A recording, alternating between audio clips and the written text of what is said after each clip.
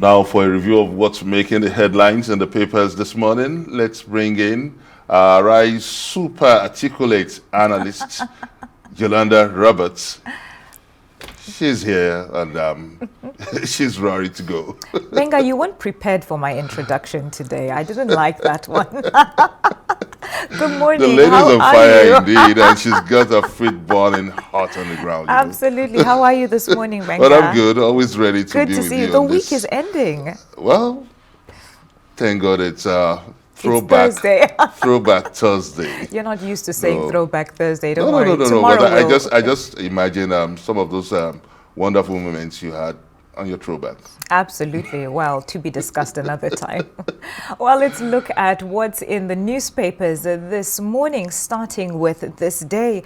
We have in the front electoral law, according to the APC, signed, sealed, and delivered. That was part of our top headlines today, and we're going to break it down more into detail a little later.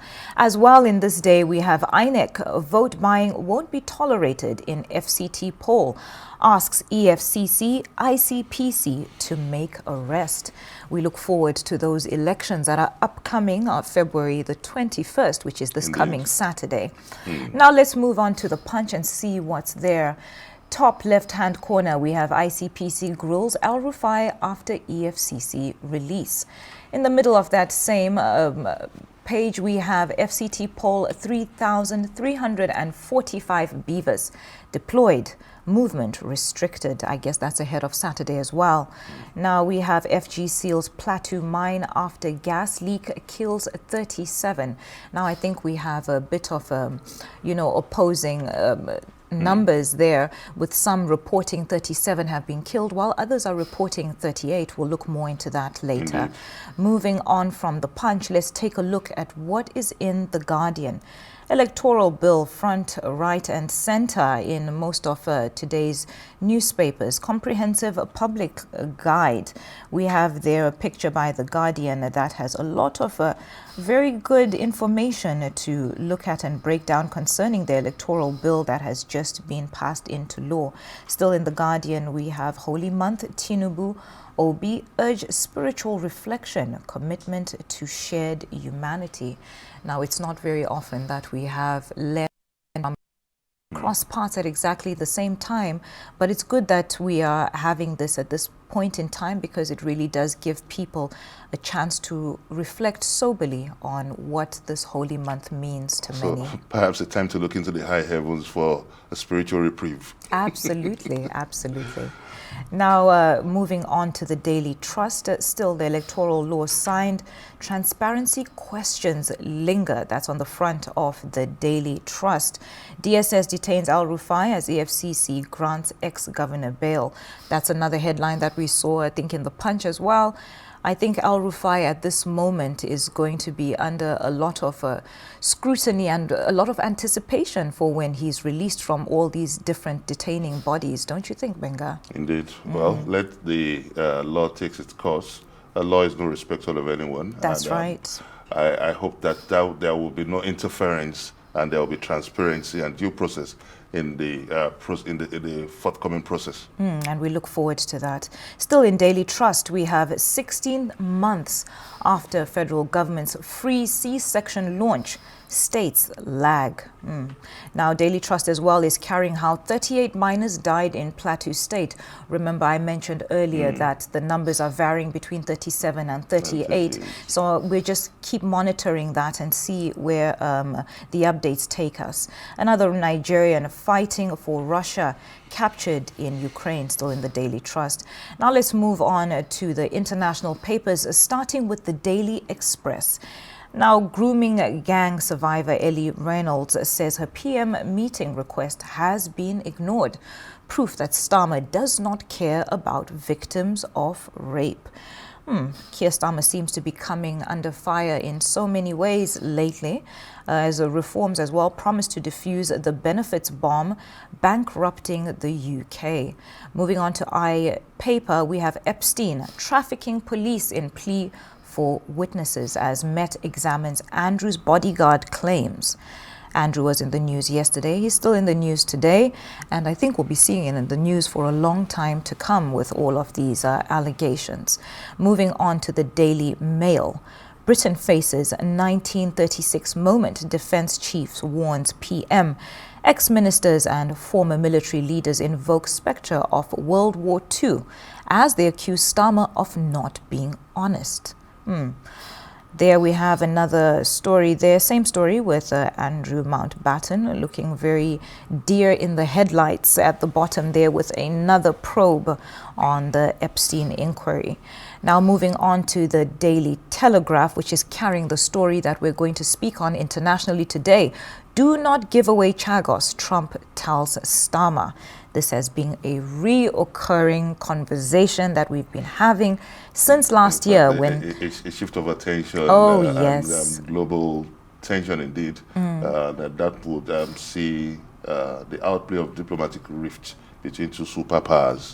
Right, definitely between two superpowers that are allies, but this just might be a breaking point for them. We wait and see. Now going back to this day, let's look more into the details of the top story that is in the middle there. Now, the Electoral Act, Benga 2026, Tinubu defends assent. Opposition raises hell. Now, barely 24 hours after this highly contentious Electoral Act bill was passed by both chambers of the National Assembly, President Tinubu has signed it into law. That happened around 5 p.m. yesterday evening at the presidential villa right here in Abuja with senior National Assembly officials in attendance. Now, as he was signing the bill into law, Tinubu raised concerns about Nigeria's current broadband infrastructure and the technical capacity to handle real-time electronic transmission of election results. The president mentioned how the elections are basically a manual process anyway. Now, a dark day for democracy. That was according to PDP National Publicity Secretary Ini Ememobong. Benga, critics say that the assent to the highly contentious bill seemed hurried, rushed with no time wasted.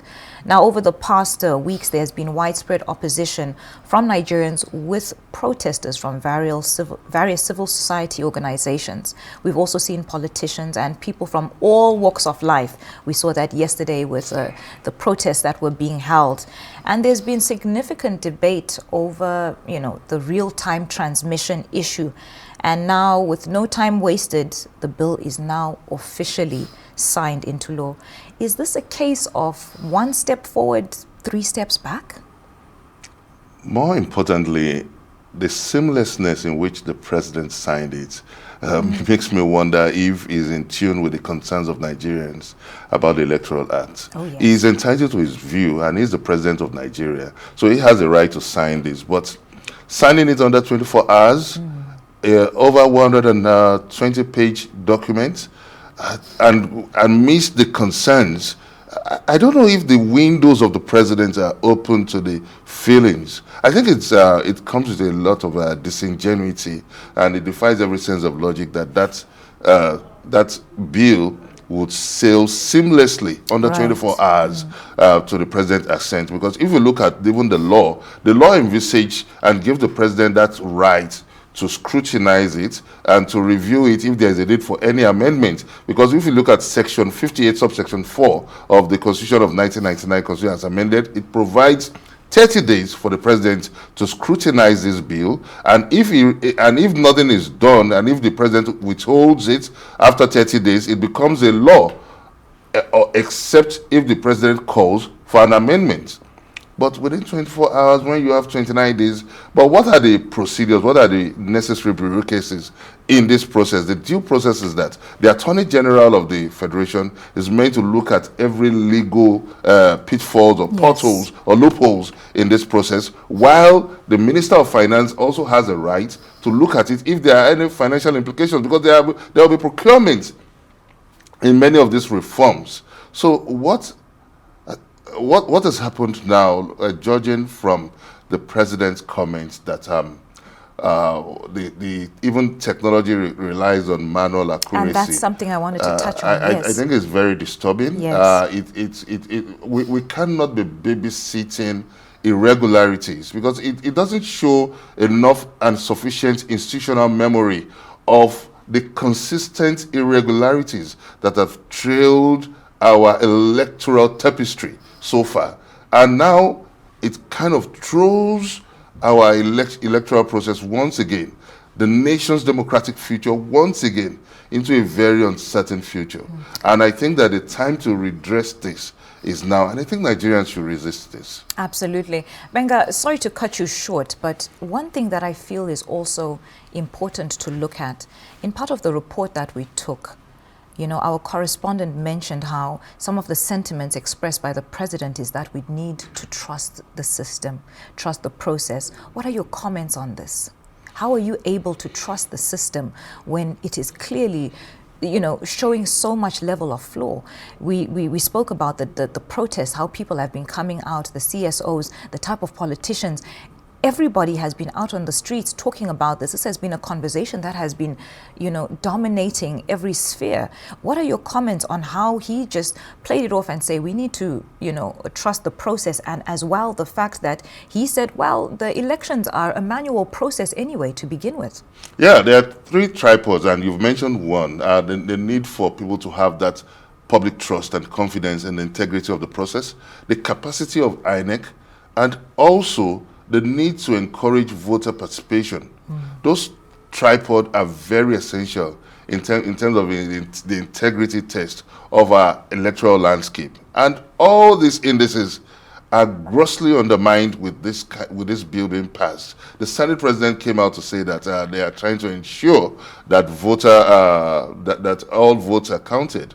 I'm not sure that we are on this page on this, because when you look at the process, even the opposition lawmakers went as conciliatory to say that, okay, should in a situation where the real-time transmission performs, that and there is a manual counting, that the real time should be the source, the authoritative source. Right. This was still stepped down. So it doesn't show that there is enough intention to sustain and to achieve the credibility of our electoral process. But the good thing is that this bill can still be amended, it can still be repealed, but we are in a race against time. Absolutely. Absolutely. Well, Benga, surely this is a case of one step forward and 3 steps back. We have to move on. Let's take a look at what's in the punch. FCT polls 3,345 beavers deployed and movement to be restricted.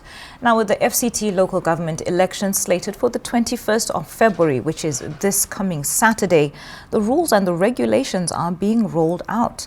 Now, Chairman of the Electoral Commission, Professor Joash Amupitan, spoke at a high-level stakeholders forum that was held yesterday on Wednesday. The chairman outlined the Commission's preparations for the polls and reaffirmed its commitment to a peaceful, transparent and credible process. Now, he specifically noted that operatives of the EFCC and the Independent Corrupt Practices and Other Related Offences Commission would be on the ground to deter vote trading and other electoral offences. I believe we saw this on the front page of several newspapers in their riders. Now, the Commission is set to deploy no fewer than 11,288 ad hoc personnel for Saturday's area council elections. The Nigeria Police Force as well announced that a territory-wide restriction of movement will be there to bolster security during the exercise. Now, Benga, you have been a part of several election monitoring teams over the years. What do you think we can expect from this coming Saturday? One, I see a force majeure. That's an unexpected circumstance. And I see a kind of blind, flying blind in this, because how do you intend, this would have been a very good litmus test for the 2027 elections. Indeed. We've missed that opportunity because the president just signing this. Indeed. The INEC too will need to be debriefed. But when we look at the landscape so far, the outlook of this election, it presents a very interesting statistics. We have about We have 1.6 million registered voters, 570 candidates cleared from 17 political parties to contest in 68 constituencies, and we'll be having the race for the chairmanship, the vice chairmanship, and the councillorship election. So, deploying the EFCC and the ICPC seems another gamble for me. Are they trained in electoral prosecution? Are they trained in electoral regulation? I would have loved to see the much desired, the much asked for electoral offender outfit or security formation coming out to do the job. And that is why we say that this electoral draft is a race against time. And I think that it's rather unfortunate because we don't know which law the FCT election will be running out. And it will have been a nice litmus test for us to diagnose our mistakes, for us to realize where we got it right. In 2022, the Osun election, the Beavers recorded 98% success. It was a beautiful litmus test, and that was why it was adopted during the National Assembly election. It was adopted at different elections until it got to the presidential election under some controversial reasons. It was rejected as a mode of election conduct. So I think our gatekeepers in this democratic trajectory should wake up again and reconsider the nation's democratic future, the future of the nation's generations unborn. It's now or never for me. We need to get it right. Indeed. Now let's take a step away from politics and look at another story, and this time from the Daily Trust as well as in the Punch. But let's pull up the Daily Trust. FG seals Plateau mine after gas leak kills 38, in some reports saying 37. Now, 37 to 38 men aged between 20 and 35 were carrying out routine underground mining operations when they inhaled toxic gases that were believed to have accumulated in poorly ventilated tunnels. 25 other people were hospitalized, and the federal government has ordered the immediate closure of the mine and all of its related activities. These were innocent citizens trying to earn a living. Benga, there seems to be poor regulation surrounding the mining industry. Now, this is not just in Nigeria, but we also see this in other countries across Africa that carry out these type of activities. Mining in itself is a dangerous activity, as we know already. Now, besides inhalation of toxic substances, other dangers include the high possibility of mines caving in, extreme heat, and many others. To add to this, there are often several people packed into these small, tight spaces with very poor ventilation. Now, the Federal Ministry of Solid Minerals Development has said that they are working to push to formalize artisanal mining. Benga, what do you make of this tragedy? Okay, very unfortunate, and a replay of institutional collapse and failure. We all know the rules of engagement, especially working in such a volatile environment, that there should be strict regulatory oversight and health and safety procedures. But unfortunately, our time is far spent on this, what I would call a brief version of a review of headlines, because we have something very exciting and very interesting to you later on the show.